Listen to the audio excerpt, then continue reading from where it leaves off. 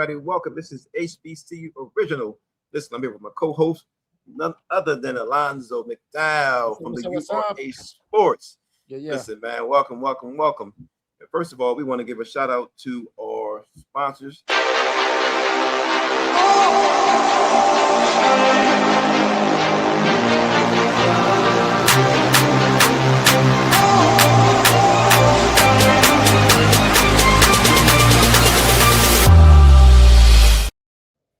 Hey man, Alonzo, listen, you're working with this, this new AI, man, and it's starting to get a little scary. We want to show y'all a new commercial too, guys.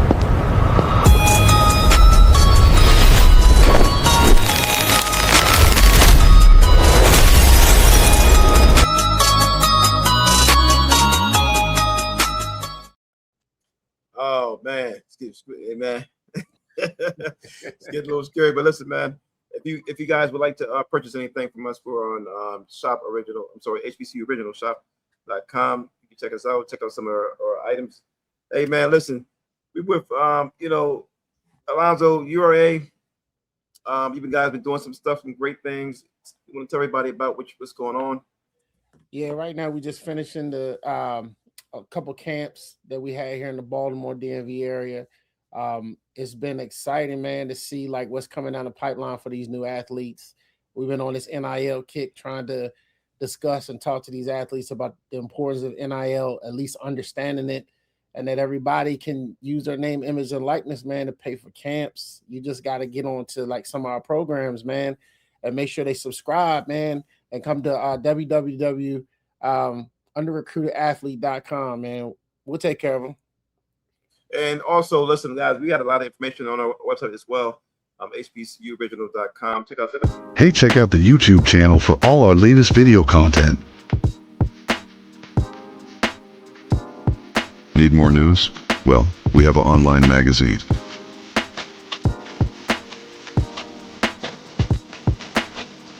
Don't forget the store shop. And coming soon, NIL for HBCU athletes. Hey, also, man, if you got to mention the NIL for URA as well, Alonzo. Oh, yeah. We've done some great things, man. We're working on some stuff to really help these athletes, man. It doesn't matter if they're 4 or 5 stars, I want to see everybody take advantage of the NIL opportunity because I think it's a good piece, man, to help these kids, at least at a minimum, be able to get some cleats, some new apparel, or even a fundraiser for some of these high schools. So it's kind of cool, man. We're going to do whatever we can to support and work with you guys, man, on this NIL. Oh, man. You know what I'm saying? That was big, man. For, we're trying, we're trying to close the gap, man, help these young men and young women as well, coaches as well, and also these universities who need a lot of support, especially within the HBCU system. And, hey, man, we got an athlete on tonight, Ethan Blakeney, man. Listen, we want to go ahead and just, run a clip on this.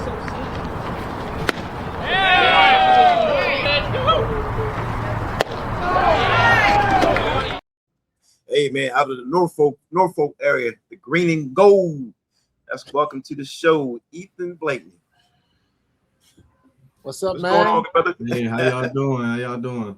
Oh, man, listen, if we had your hand, we'd be better. The 90 mile an hour, man. So listen, man, 90 miles an hour, we talked off the air.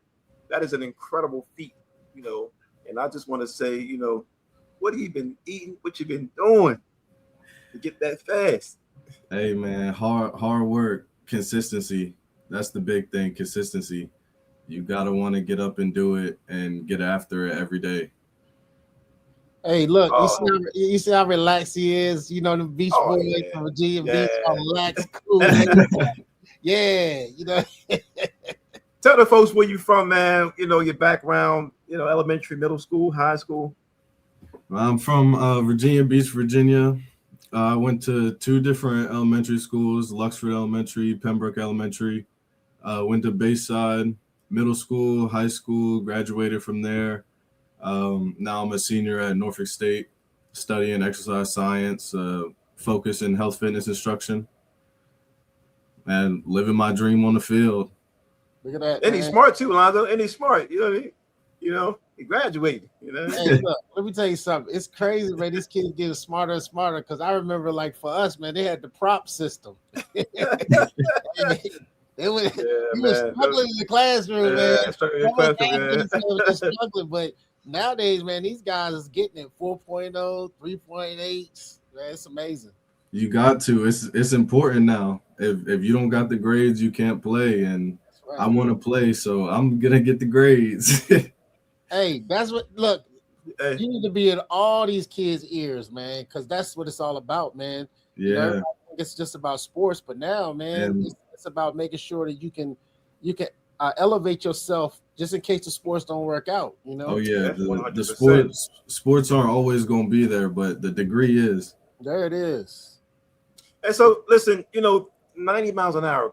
Can you explain to people who may not even understand what that means?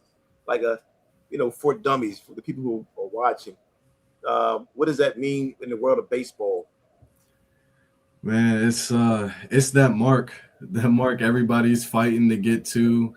They're working to get to, and once you hit it, it's just like that level of excitement. You just want more and more, and that's kind of where my love for the game comes from. I mean, there's always some more you can get out of it, and that's one thing I really like about this game is that you're never done learning, you're never done working. So let me ask you something. Oh, go ahead, Anza. Let me ask you something. I'm thinking, all right, 90 miles an hour. I lift some weights. You know what I'm saying? I throw that thing because I can bench press 300 pounds, but that's not realistic. I know your frame is not built. You're not a 200-pound guy, So when we're looking at the mechanics of it, is it more wrist? Is it more torque? Is it more elbow? Like, where is that power coming from? It's just knowing how to use your body. I mean, everybody's different. Some people's got it in their legs, some people in their shoulders, the torque, So learning how to use your body and build off your strengths is a big part of it.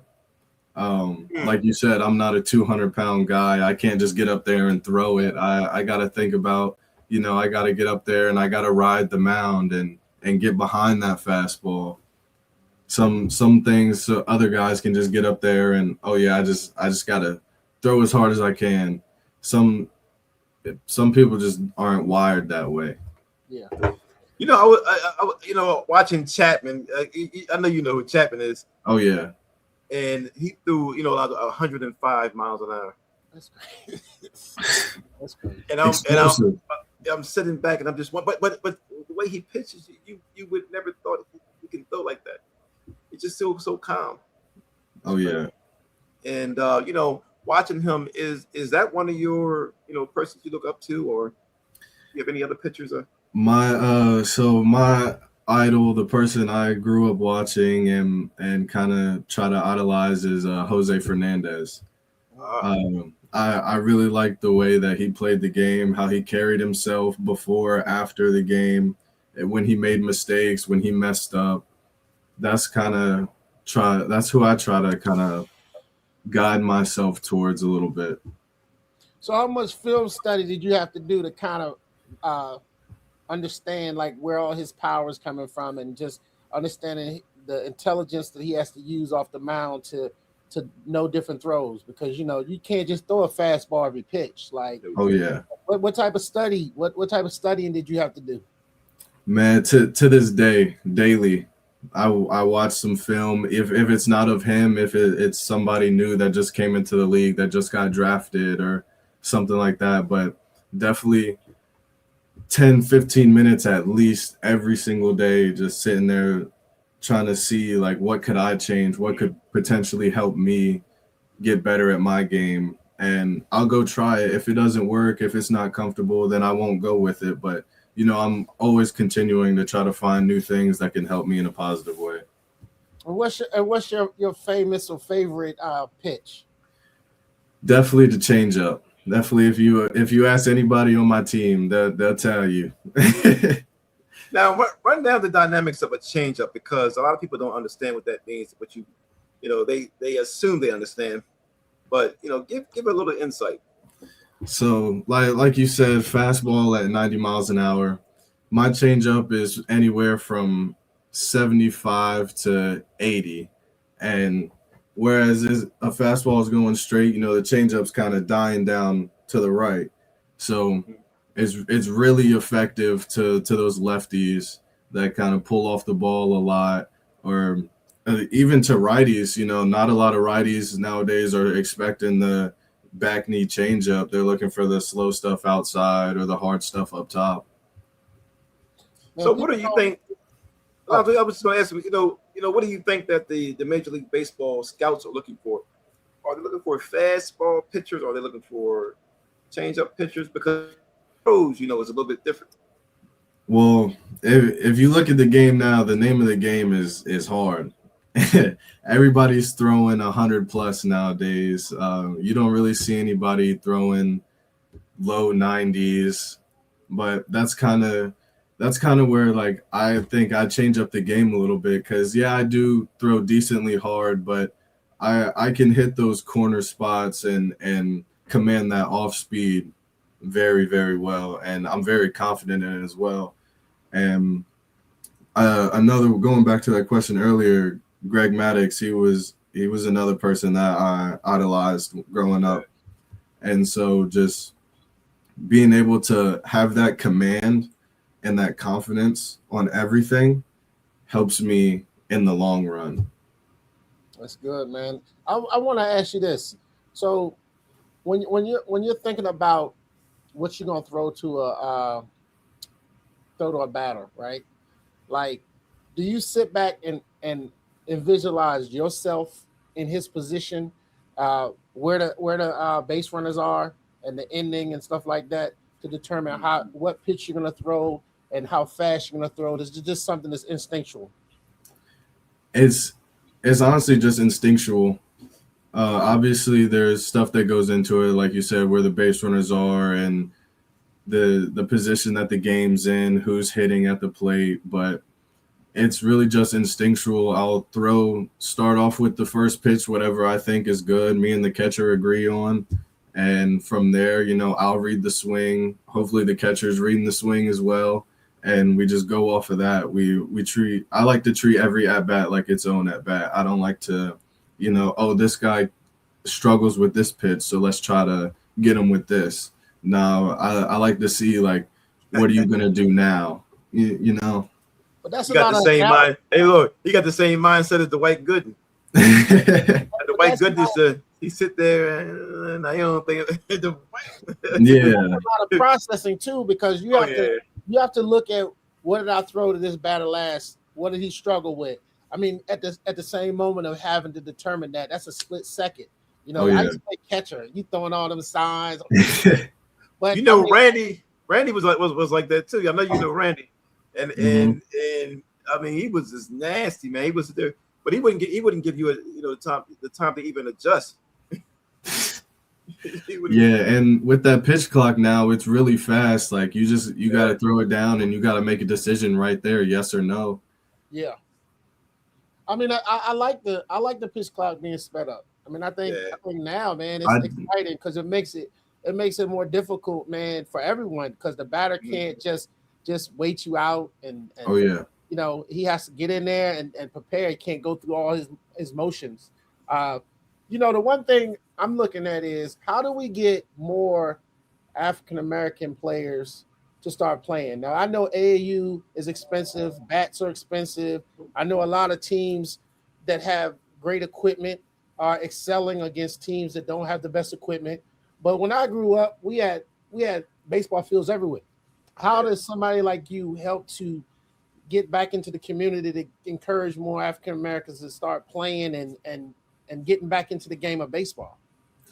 Well, that's actually one of the reasons that I've continued to play as long as I have, is I want to be able to give back to the community. Like, graduating from Bayside, I want to be able to go back and do what I can, coach those guys up, help those guys, try to get them into the sport, and even like the elementary schools, the middle schools, like, that's kind of my idea of things. Like, I still go back to Bayside High School practices here and there, show face, talk with the kids, encourage them to keep playing and not to give it up. It just making it known that it doesn't end in high school. Yeah, I mean, you sound like a scout, man, almost for Norfolk State. That's what's going on. You got that scout talk. Hey, the boosters give NIL money, right. Scout. So, you're bringing up Norfolk State and Bayside and all the community, within that whole region, Virginia Beach area. What made you choose Norfolk State? It checked all the boxes for me. It was close to home.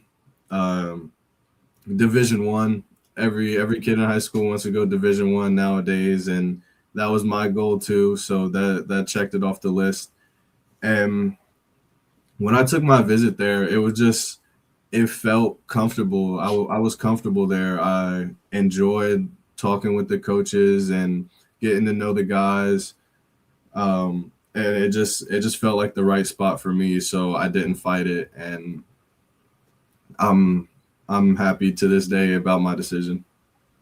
Hey, look at this. You pitched 70 strikeouts, 69 innings. Like, tell me how that felt. You know what I mean? Here it is. I mean, you just striking them out left and right. I know everybody on the team was like, come on, man. Let me get at least one air ball, something. Mama, yeah. Most definitely. It definitely came to a surprise to me, honestly. Going through the season, I'm not one to watch my stats and kind of hawk over them and see how good or bad I'm doing. I feel like that's kind of when people start to get in their own heads. So I just kind of played throughout the season. I played free, played how I know, and come the end of the season when I did check the stats and I seen that, I was like, wow, I did this. Yeah, man, that's big time. And I mean, you even against Towson, man, like what is the NEC? You got honored for that, man, the All-NEC. I mean, like you was able to play a PWI and put it on them, Towson has it pretty good, yeah. Yeah, but I just think a lot of times, man, HBCUs don't get the credit that they deserve, It's a lot of HBCU baseball programs doing great things, Yeah. And I think a lot of these kids need to be exposed to that. And they all HBCU. Now it's good sports, man. Take advantage of it. Definitely. And a lot of the coaches, a lot of players are actually coaching. We got Swan down at Del State. He's the head coach, and he played, professional baseball as well. And then, some of the members from who else? We got Southern as well. So definitely, there. Listen, we definitely want to get you, exposure and get ready for this HBCU All-Star game that's coming up July the 10th, and that will be held in Philadelphia. We have the rosters up right now, National League team and the American League team. Now, there's a lot of talent on here, a lot of talent. Oh, yeah. Some of these players will be going, in the first round when that will be held on the 11th, the draft, right in Philadelphia as well. So, like Andy Martinez, Justin Mays, Anthony Mateo, Ryan Hunter. These are some really, really talented guys on here. I mean, where do you see yourself amongst this list? The way that I see it, we were all invited. I feel we all deserve to be there, and I'm ready for some good baseball. I'm definitely excited. I've never played this level of competition before, so it just kind of adds that extra level of excitement. Not so much nervousness, just because it's just another game at the end of the day to me. And yeah, it's at a different level, but we still got to pitch, we still got to hit, we still got to catch. And so just being the fact that we're all there, we're all invited, I'm ready for some good baseball. It's going to be a lot of scouts there. So what do you plan on doing for those scouts? Doing what I can, doing what I know. not too much. I'm not gonna go out there and try to be all flashy and this and that, but I'm gonna stick to my game for Alonzo, sure. I've been around a lot of the athletes that we encounter all the time, and when you talk about going to the next level, sometimes it's that little butterfly that gets deep inside you, like we've been covering games all over the place, and baseball, football, track and field, and some of the athletes who want to go to the next level, there's like excitement about them. Is that building inside you? I mean, the opportunity. Oh yeah, for sure, most definitely. I can't put into words how excited I actually am. I'm not one to tend to show it, but yeah, definitely it's that little nervous butterfly is in there, but yeah, the excitement definitely overcomes it. Well, I'll tell you this, Ethan, man, I want to give you your flowers, man, because people don't understand like how difficult it is to actually get a scholarship to play baseball. A lot of people think that every single sport has scholarships, and that's not the case. A lot of these schools got to split scholarships. A lot of guys going to play baseball, they're not living on campus. Some of them got to live in the team house that they have, so the resources aren't as plentiful as like football, where you have more scholarships. But just tell them, when you're looking at that thin line, like you said, you had an opportunity to play at a Division I school. That thin line from a D1 to a D2, I mean, just looking at the margins coming out of high school, some guys, they travel on all these AAU teams, they travel on all these world teams to only come back and play at a Division II level. So for you, being a hometown kid, playing a Division I right there in Norfolk State, like, just tell me about just the feeling from that transition. Man, well, I grew up, me and my dad, going to Norfolk State games, football games, baseball games. So when I committed there, it definitely was kind of like it all coming together, full circle. I'm definitely thankful for sure, because I know that those kids that do have to travel and so far, like it's not fun, but so I'm grateful for the opportunity to be 15, 20 minutes away from home. Yeah, man. Yeah, it's nice. Hey, looking at your coaching staff, which one of your coaches do you confide in? I mean, who has helped you the most? Build your character, build your skill set up. As far as college or my whole career? Oh yeah, Norfolk State, of course. Definitely all of them. Since getting older, it's not like I kind of gravitate towards one person. I like to think of myself as like a sponge. I'm gonna get what I can take, and if you're there to help me, I'm gonna take the help. So if that means like we get a connection off of it, oh for sure, definitely. And I'm definitely one for connections. I like to have that good connection with the head coach, the pitching coach, the hitting coach too. Even I think it's a good thing. Hey, I want to talk about something. I always bring it up because we're in the world of NIL. Tell me a little bit about, like, I know the NIL from the football standpoint, but what are some of the challenges and the things you guys deal with from the baseball aspect of the NIL? I'd say probably just like the notoriety that we get. Football and basketball, like you said, they're growing sports. Baseball is a growing sport too, but not as many people look at it like they do football and basketball. I mean, if you look at, say, like college football games, you're going to see more fans than the baseball games and stuff like that. So I just feel like getting more people involved, like you said earlier, I feel like that could really help. Yeah, because, I mean, back in the day, I mean, you talk about, just black baseball, man. It was like, oh, man. It was crazy. You look at all the Famers Mm-hmm. you look at, and then all of a sudden when they started stripping the black athletes into the white league, it was almost like it just tore everything apart, and we weren't able to mend it back together. You know, the Negro League was like the premier, and I think that if it had stayed the Negro League, it would have outpaced white baseball. You know what I mean? But you know, once again, that's why it's important with the HBCUs, man, to help to try its best to bring back that sense of blacks back into baseball, because I mean it's Americans' pastime, but we was killing it. Oh, We was killing it. well, with all the sports though, Alonzo, you got to go back. But baseball is a little different though. Baseball is a little bit different because you got to think about how they came in and they just like destroyed the whole league.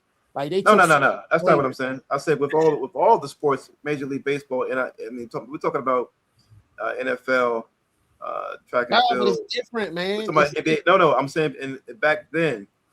I'm saying at that time, a lot of those stars came from HBCUs. Oh yeah, they weren't coming from. That's what I'm saying to you. Yeah, of course. But I'm just saying from the impact of like, there's been no other sport that we played, we dominated, and it's no longer accessible anymore to our communities. You still got guys being able to go to gyms, play basketball. You still got guys going to play football on football fields, but they've outpriced us because it's accessible. They don't want to play it. But it's America's pastime, man. And a glove costs $500-$600. It's accessible. They don't want to play it. Well, I'll tell you like this. Now he just gave you an example. No, but I'm just saying, if you and you can speak on this, Ethan. Now Blakeney just gave you an example. Speak on this, Ethan. When you go in the Tidewater area, how many baseball fields have now been parks? How many the baseball fields is being taken away? You know what I'm saying? It's not like before. Yeah. You go to a baseball, I can go with my daddy up the street and like, let's hit some balls. Yeah, but them down, man. If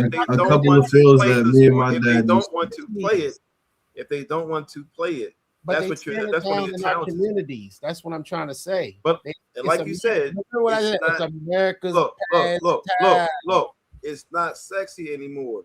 It used to be. We used to go to. We want to go play baseball before basketball. So somewhere that shift changed, you know, and it probably came with the Michael Jordan era, because now all the players want to be Michael Jordan. I'm telling you. Now there were baseball stars in the 90s. Yeah, They were baseball stars, but the boom of basketball and Michael Jordan. They went overseas. They got cheaper players overseas, man. It was that's true. But they always had Hispanic players. It wasn't Michael Jordan. Them. Listen what I said. No. I said the shift. Past time. No. I said the shift of people wanting to play. You're not listening. The shift of people wanting to play. I'm telling you. But listen, a lot of people. You had track. I remember people that ran track. Oh, I want to play basketball because Jordan playing basketball now. You're not a basketball player. Let's go back to the 80s. Back to the 80s, everybody had that bat and that glove that we was playing. They started taking our icons away, like you just said. Look, I played baseball, I ran track, I played football, I did all the sport. That's what I'm saying to you. But then we had people that kind of pushed it on us. Look, we're spectators. The expert is Ethan. He don't worry about to play this all-star game, bro. We just spectators. That's the expert talk. Well, listen, those players, like those young guys, like you said, at his high school, right? How many guys are really interested in playing baseball? Let's be honest. Probably 3 or 4. So where is their interest mostly lie? Most of them honestly just don't think that they have what it takes to play at the college level. Okay. Yeah. Football has 85, 100-something people. The odds but it's better football. But it's the hardest sport to get to the pros too. But look, odds is better at basketball than baseball to get to college. But it's the easiest to get to the pros. But football is the hardest sport to get to the pros. Baseball is the easiest sport to get to any pro level. It is. It's the easiest to get to any pro level. But and then basketball is in between. Yeah, it's very much harder to get to with football. You got more players. Right. You got more players. Listen, you have more opportunities in football because you can play special teams. You gotta think about that. Baseball, if you're a pitcher, that's all you can do is pitch. That's it. How many players are Hey, there if you in football nationwide? It's millions, man. It's millions. Right. How many players are there in basketball? So you got to go back and check the numbers, like, you know, how many players there are. And the chances are harder, but it's easier in baseball. You know, Ethan can attest to it. You know, it's a lot more opportunity because you got all the leagues. I would say it's harder in baseball. What do you think, Ethan? I would just have to say, just since baseball is just a lot of kids sell themselves short thinking that they don't have the talent in baseball. And I see a lot of kids in football and basketball, they go all out for it more times than not. So I just feel like the dwindling numbers of baseball kind of makes it a little easier just to get into that pool of players. Because you got, you know, AAA, you got AA, you got, you know, single, you know, Yeah. and then Okay. the pros, and then that's what I'm saying to you. I thought you. No, because they're all professional. Yeah. No, I got what you were saying. They're all professional. They're all professional. Not my fault, because I was thinking, you know, you're talking Yes, about, that's what I'm saying. So, you know, Yeah, but it's an easier sport to get into. And we got to start using our brain. If we can run it fast, you can hit. You got an eye for something. You got to start, you know, looking to other sports. You got to. You just got to open your eyes. You know. Hey, Ethan, you play any other sports? I played basketball growing up, Okay. like young. I think 8, 9, 10. Did any other? I mean, what other things did you do to prepare for baseball? Like, were you a CrossFit guy? Like, did you run? Were you a runner? Like, what helped you? When I was a two-way back in my high school days, yeah, I was a huge runner. Not a big runner anymore, but I still like the conditioning part in the gym for sure. Yeah, a lot of people don't understand that athletes a lot of times have to rely on other subsets than just their sport, because, you know, there's other attributes that help to develop you to become an elite athlete, which that's what you are. You're an elite athlete. Anybody that can play at the Division I level is, I consider, elite, because you start wearing down those numbers, and now you figure how many Division I baseball players is there in the nation. You know, you're probably down to a couple hundred. Yeah. See what I'm saying? And then when you go to the, you know, to the tryouts that, you know, that you're about to get this opportunity in the All-Star game, I mean, you're to like, I mean, what, 50? You know, it's a small number. So, you know, when you look at where you started to where you are now, man, you're elite. It definitely it's great to look at it that way. It's great when I hear it, for sure. Yeah. That's So what Ethan, happens. listen, you got, I mean, along with you, you got 4 other players who are also going to be playing in the game. You know, has any of them, you know, you guys talk often about, you know, potentially making it to the pros? Here and there, yeah, definitely. I mean, I feel like everybody does now and then, but a lot of times we just focus on like what's coming up next. We don't want to think too far ahead, but we've definitely had talks here and there about what could happen.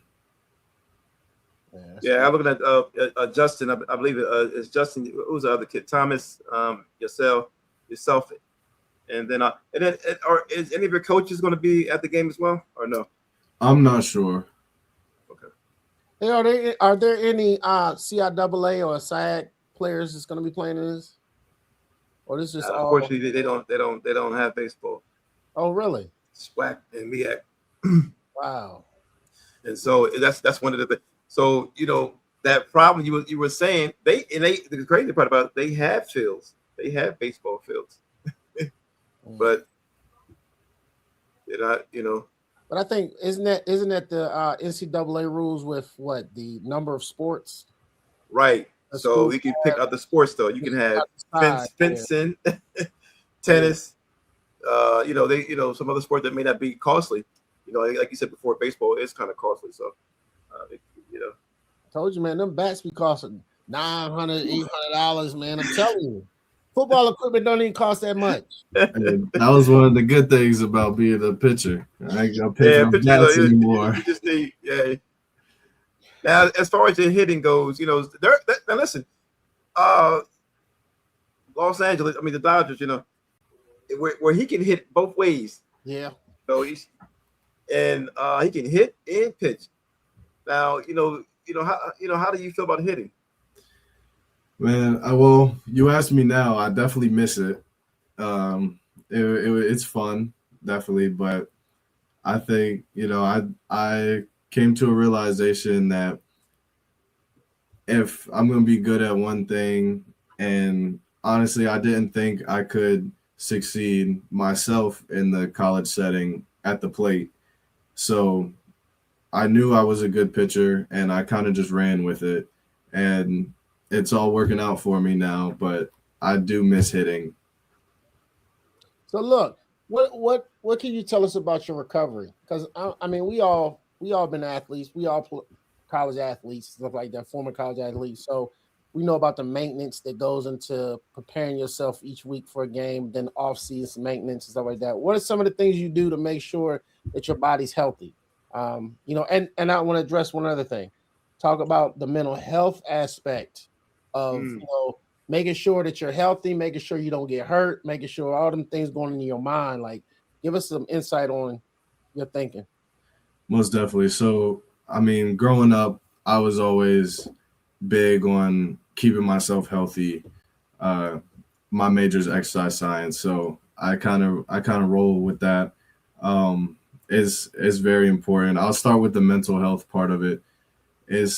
I will say personally, I'm a social guy. I like to be around people that support me and uplift me, and so pretty much all my friends, my family, I like to stay around them, and that kind of keeps me on track, and not saying that when I'm not around them, I'm not, but it definitely helps with their support behind you.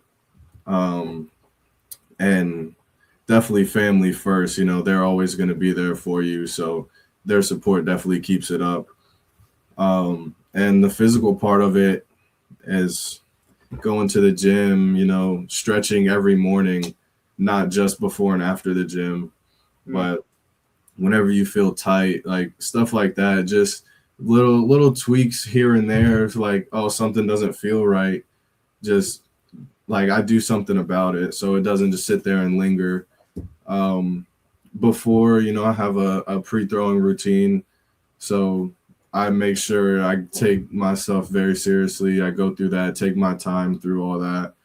The post-recovery work as well. There's no point in shorting it. I mean, not going anywhere. So just them extra couple minutes to keep yourself healthy for the long run is definitely worth it. Yeah. Alonzo, you made a great point because Otani, he hits and pitches, and I just wonder about the stress of his body in a regular game, and he's at an elite level. He's at the top. He's at the top hitting and pitching. Yeah. So I that stress on his body, I just wonder how he recovers so fast. For each game, he plays every game pretty much because I think he hits as well, right? When even when he's not pitching. I think he's in the lineup, so that's a tough thing to deal with. But pro athletes, some of these guys, man, that make it pro, they invest millions of dollars and just care. Acupuncture, cryo, because that's their money maker. And one other thing I want to ask you is, you're not putting McDonald's and Wingstop and all the, I'm sure you're eating clean, man. You look like a very fit, healthy man. Yeah, well, don't get me wrong. I have it, here and there, but yeah, definitely, I prefer a home cooked meal. Cook it myself or something like that. Go to the grocery store, get the ingredients, go cook it up at the house. Definitely. I say he's gonna be like Ocho, man. He's gonna be like Ocho. McDonald's, man. Come on, man. That's a Florida body, man. Around there, he just burn everything off. But Ocho, man, like you say, he burned it right off though. When he, right off, man. Hey, it's all about where you live at, man. You can't do that up north, man. Well, listen, man. We're gonna see you also at the game as well. We'll be there covering live as well. And so, we just wanted to reach out to you, talk to you today, just before the game came about. And, make sure you get those butterflies out and get ready, man. The pros need you, man. The pros need you. Virginia Beach area needs you. They need you. Cool he is, man. I tell you that beach vibe, man. I'm excited, man. I'm ready. All right. Well, listen, man. We want to definitely give a shout out to the URA athletes. We got some other upcoming events as well. Lonzo, what is the next event for the URA? I mean, right now, man, it's really we're working with Mac Fitness, man, and they're one of the Zybex testing, and we're trying to coordinate something, man, to go out to New Mexico, man, to one of his camps and get some athletes out there. That's going to be a new market. That's going to be exciting. We're working on that. And just really, man, this whole summer, just identifying under-recruited athletes, man, that need some exposure. And so we just want people to learn about us. Go to the website, underrecruitedathlete.com, get a free profile. It ain't going to cost you a dime. That's going to give us information to be able to share to different coaches. And I mean, all sports. We're trying to grow our sporting catalog, man. We're doing volleyball right now. We're big in football, and we're picking up athletes in basketball. So, but we want to get baseball guys on there, man. Everybody needs some help, man. They need some exposure. So sure. Definitely. Ethan, how can they find you as well? My Instagram, Blake_Ethan01. That's really the only social media platform I use. I'm not a big social media guy. Come on, man. You're going to have to get on that. I know I got to get there for sure, definitely. You say he's an athlete.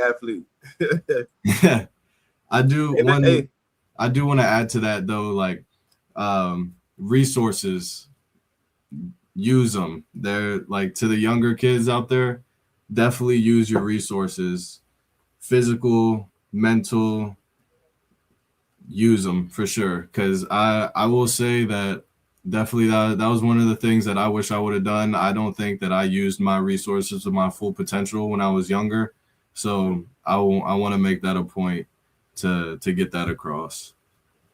And what's beautiful too? Look, he's gonna go off and do great things at baseball, but he got a fallback plan. You know what I'm saying? Exercise science. So he's gonna still be around the sport he loves or the game he loves, and that shoot for the stars. Hey, if it don't work out, he can still go and be a PT, physical trainer. I was hoping to get an idea with Speedo.